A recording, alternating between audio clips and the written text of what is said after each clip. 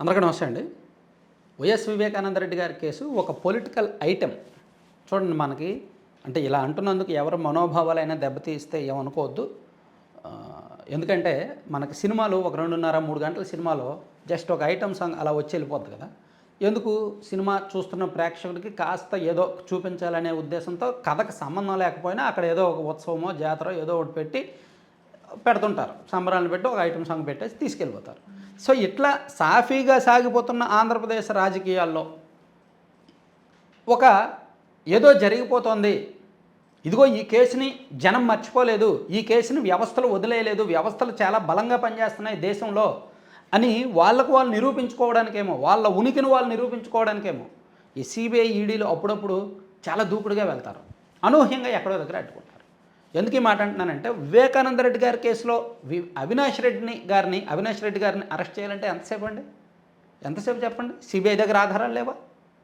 ED దగ్గర ఆధారాలు లేవా? సిబిఐ 2023 మే నెలలో అవినాష్ రెడ్డి గారిని అరెస్ట్ చేయడానికి ప్రయత్నించిన మాట నిజమా కాదా? అలా ప్రయత్నించినప్పుడు అవినాష్ రెడ్డి గారు సుప్రీంకోర్టులో ముందస్తు బెయిల్ పిటిషన్ వేస్తే, హైకోర్టులో ముందస్తు బెయిల్ పిటిషన్ వేస్తే హైకోర్టు ఒప్పుకోలే. దాంతో సుప్రీంకోర్టుకు వెళ్ళారు. సుప్రీంకోర్టులో ముందస్తు బెయిల్ పిటిషన్ రన్నింగ్లో ఉండగా సిబిఐ అతను అరెస్ట్ చేయడానికి రెడీ అయింది. అప్పుడు అవినాష్ రెడ్డి గారి తల్లికి ఒంట్లో బాగోలేదని చెప్పి కర్నూలులో హాస్పిటల్లో జాయిన్ చేశారు. హాస్పిటల్ లోపల అవినాష్ రెడ్డి గారు ఉండి చుట్టూ వందలాది మంది వైసీపీ కార్యకర్తలు ఉన్నారు. ఈలోగా ఒక 3 రోజుల పాటు ఆ డ్రామా సాగింది. 4వ రోజున సిబిఐను సుప్రీంకోర్టు నుంచి ముందస్తు బెయిల్ వచ్చేసింది. దాంతో ఇంక సిబిఐ అరెస్ట్ చేయలే. నిజంగా సిబిఐ లాంటి అంత పెద్ద దర్యాప్తు సంస్థ అరెస్ట్ చేయాలంటే ఒక పెద్ద హై ప్రొఫైల్ ఉన్న పొలిటీషియన్ కేసుని, హత్య కేసుని దర్యాప్తులో భాగంగా ఒక సిట్టింగ్ ఎంపీని అరెస్ట్ చేయడం పెద్ద విషయం ఏమీ కాదు. వ్యవస్థలు తలుచుకుంటే వాళ్ళకి దొరికిన ఆధారాలు, ఎందుకంటే సుపారీ ఇచ్చినట్టు ఆధారాలు దొరికాయి, వాళ్ళ ఇంట్లో మీటింగుల మీద మీటింగులు పెట్టినట్టు ఆధారాలు దొరికాయి, అండ్ వాళ్ళ ఫోన్ కాల్స్ ఆధారాలు దొరికాయి, గూగుల్ టేక్అవుట్ లొకేషన్స్ ఆధారాలు దొరికాయంట. సో ఇట్లా అసలైన నిందితులతో అవినాష్ రెడ్డి గారు నిమిషాల తరబడి, గంటల తరబడి, వందలాది కాల్స్ మాట్లాడినట్టుగా సిబిఐ ఛార్జ్షీట్లో పేర్కొంది. కాబట్టి ఈ కేసులో అవినాష్ రెడ్డి గారి ప్రధాన అనుచరుడు శివశంకర్ రెడ్డి గారిని, అవినాష్ రెడ్డి గారి తండ్రి భాస్కర్ రెడ్డి గారిని అరెస్ట్ చేసినట్టే అవినాష్ రెడ్డి గారిని అరెస్ట్ చేయాలంటే సిబిఐకి పెద్ద పనేమీ కాదు. కానీ వదిలేశారు, కంక్లూజన్ ఇవ్వలేదు, పూర్తి స్థాయి ఛార్జ్షీట్ కూడా వేయలేదు.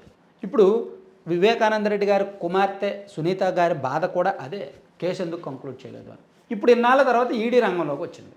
ఈడీ ఏం చెప్తుంది?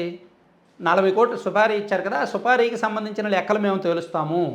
సో ఆ డబ్బు ఎవరిది, ఎవరెవరికి ఇచ్చారు, ఎక్కడి నుంచి సమకూర్చారు, క్యాష్ రూపంలో ఇచ్చారా, అకౌంట్లో వేశారా, సో ఇచ్చిన తర్వాత అవతల వాళ్ళు ఆ సుపారీ డబ్బు ఏం చేశారు, దీనిలో మనీ లాండరింగ్ కోణం ఏంటి, ఎక్కడెక్కడి నుంచి ఆ డబ్బులు తీసుకొచ్చారు, ఇదంతా కూడా మేము కనిపెడతామని చెప్పి ఈడీ రంగంలోకి దిగింది. అసలు ఇది ఎవరు ఊహించాల. వివేకానంద రెడ్డి గారి కేసులో ఈడీ రంగంలోకి దిగుతుందని ఎవరు ఊహించాల.